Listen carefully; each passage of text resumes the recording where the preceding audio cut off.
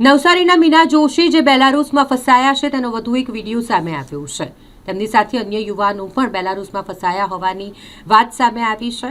બેલારુસમાં સ્થાયી થયેલો એક ગુજરાતી યુવાન જે મીના જોશી અને તેની સાથે અન્ય લોકો જે ફસાયેલા છે તેમની મદદ માટે પહોંચ્યો હોય અને સમગ્ર વાતનો ખુલાસો થયો છે.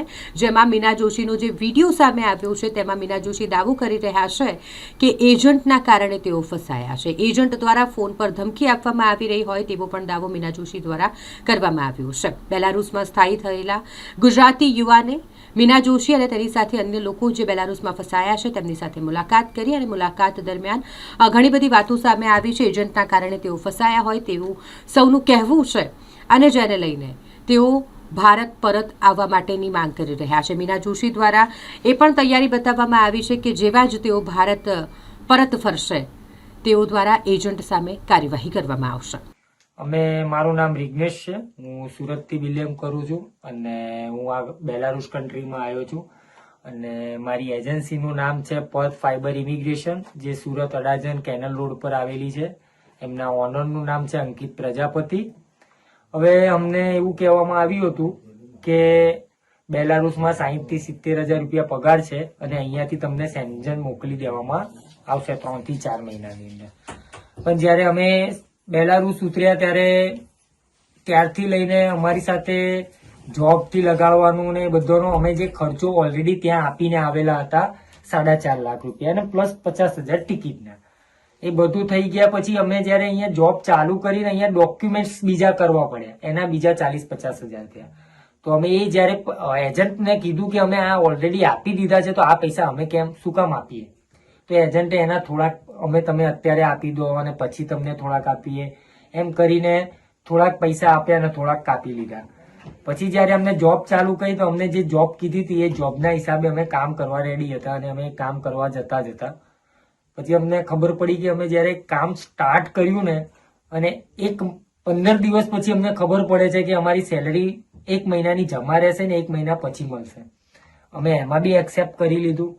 એ એક્સેપ્ટ કર્યા પછી અમે એજન્ટોને ફોન કરીએ છીએ કે ભાઈ અંદર ફેક્ટરીના અધર પર્સન લોકો એમ કે છે કે તમારી સેલરી તમે જે વિચારો છો એટલી નથી. કારણ કે કોઈ બી લેબર વર્કર હોય અંદર વાતો કરતા હોય છે કે ભાઈ સેલરી કેટલી છે શું છે, કારણ કે આપણે માટે આ કન્ટ્રી નવી હતી અને આમાં શું ચાલે છે અમને કઈ જ ખબર હતી નહીં. એના પછી અમે જ્યારે અમારી ડિસેમ્બર 18 તારીખે પહેલી સેલરી 1 મહિનાની આવી, જેમાં મેં એક બી દિવસની રજા નથી લીધી, કંઈ જ નથી કર્યું. મેં પૂરો કંપનીને ટાઈમ આપ્યો છે 22 દિવસ, જે અહીંયાના ગવર્મેન્ટના રૂલ્સના હિસાબે શનિ રવિની રજા કાપીને એ 22 દિવસ કામ કર્યું છે. એ છતાંય મારા એકાઉન્ટમાં 1200 રૂપિયા પગાર આવ્યો છે, જે ઇન્ડિયન કરન્સીમાં આપણે જોવા જઈએ તો અપ્રોક્સિમેટલી 35 થી 37,000 રૂપિયા થાય છે. તો તમને કામ શું કરાવતા હતા? કામ અમને કન્સ્ટ્રક્શન સાઈડમાં મૂક્યા હતા. એકચ્યુઅલમાં અમને આ કામ કીધું જ નહોતું, તો એ અમે કરવા રેડી થઈ ગયા. ઓકે, બરાબર છે. ભાઈ તમારી સાથે પણ આવું જ થયું હતું? અને મારું નામ નિકુંજ છે અને બરોડાથી છું. મારો એજન્ટ છે ગજાનંદ ઓવરસીઝ, જે બરોડામાં છે ઓફિસ એમની, ગેંડા સર્કલ આગળ. એમને અમને ત્યાં આગળ પેકિંગમાં ને એમાં જોબ કીધી હતી, સ્ટ્રોબેરી પેકિંગમાં ને એમાં.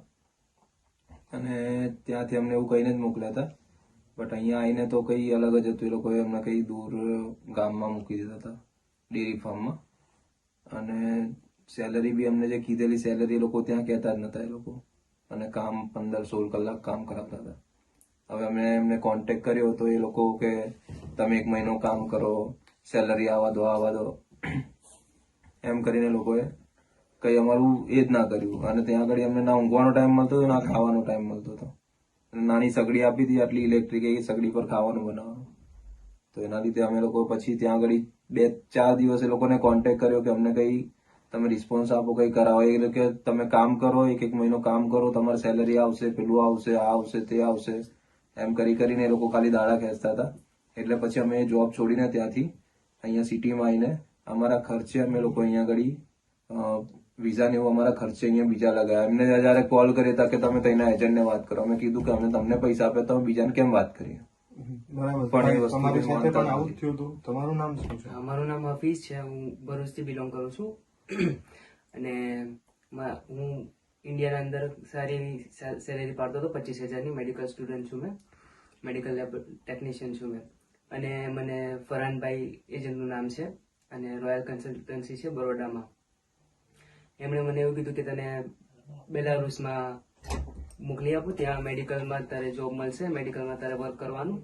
એ રીતે મને અહીંયા મોકલ્યો અને અમારી વર્ક પરમિટ તૈયાર કરી ટેલરિંગના નામ પર નોર્ડિક બીમો ગરોડનોના અંદર.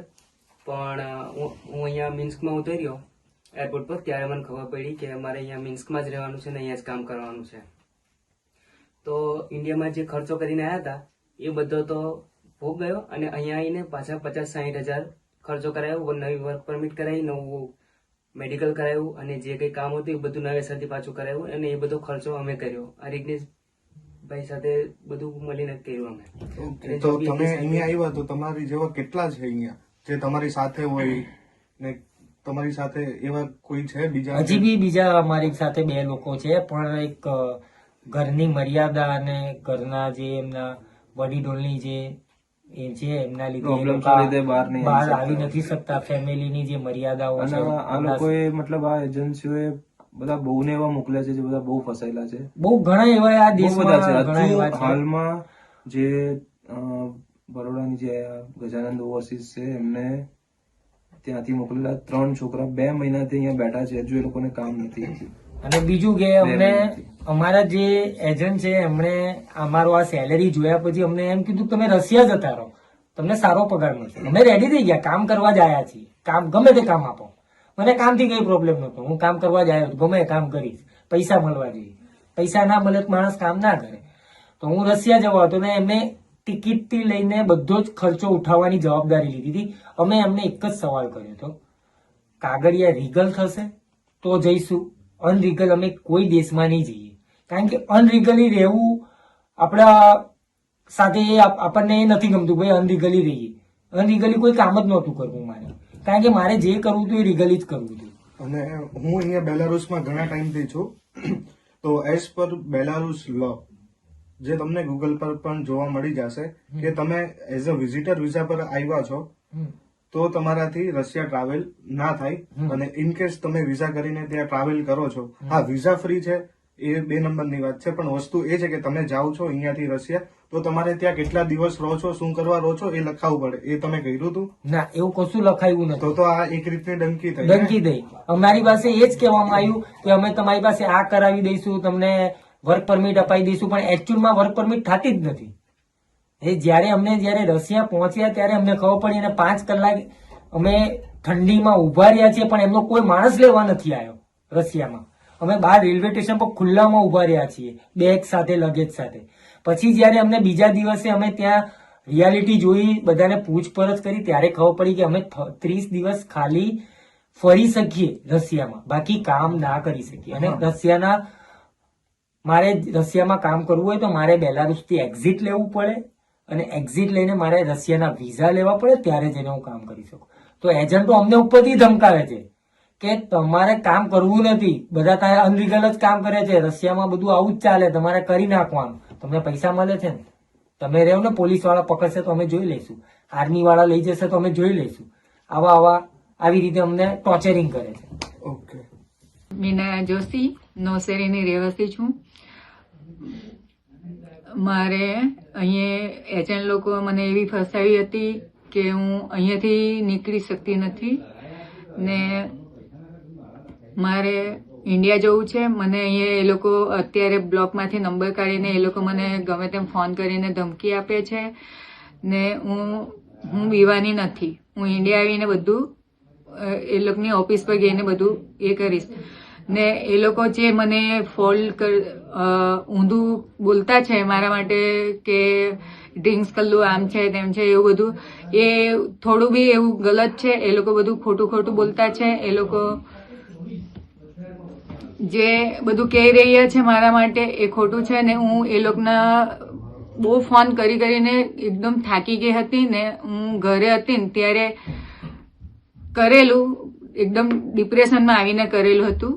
એનું બી હું ના નથી પાડતી, પણ જે મને ટોર્ચર કરતા છે એ લોકો મારો નંબર બી બ્લોક કરી દીધો. એ લોકો મને જે ગાવડામાં નાખી દીધી હતી ત્યાંથી બી મેં એ લોકોને કીધું હું એકલી હતી ઇન્ડિયન. એ લોકો મારો ફોન જ નહીં, જોબ જ હરખો નહીં આપતો. મેં એમ બી કીધું હતું કે મને બીજી જગ્યાએ મને જોબ આપો, તો પણ એ લોકો મને જોબ નહીં આપી. ને બધાને ફોન કરીને થાય કે જે એમાં છે મારો ફૂઈનો છોકરો, એમને મેં 5.5 નહીં, ને મને એવું કીધું હતું કે તમને ફ્રૂટ પેકિંગમાં જોબ છે, તો પણ મને ફ્રૂટ પેકિંગમાં અહીંયા જોબ જ નથી. ને મને 60, 70, 80 હજાર સુધી પગાર કીધો, અને ઓવરટાઈમ સાથે મને 90 લાખ રૂપિયા પગાર કીધો હતો, એ બી નથી. ને જે મને જોબ કીધી હતી ને તો હું હજુ બી કરવા તૈયાર હતી. મને એક સુરેશભાઈ ના નિર્મલભાઈના એમનો કોન્ટેક્ટ થયો છે, ને એ લોકો મારી એક્ઝિટ વિઝા ને એ કાલે કરી આપતા છે. એ લોકો મને ઇન્ડિયા પહોંચાડવાની ટિકિટ ને બધું કરી આપતા છે.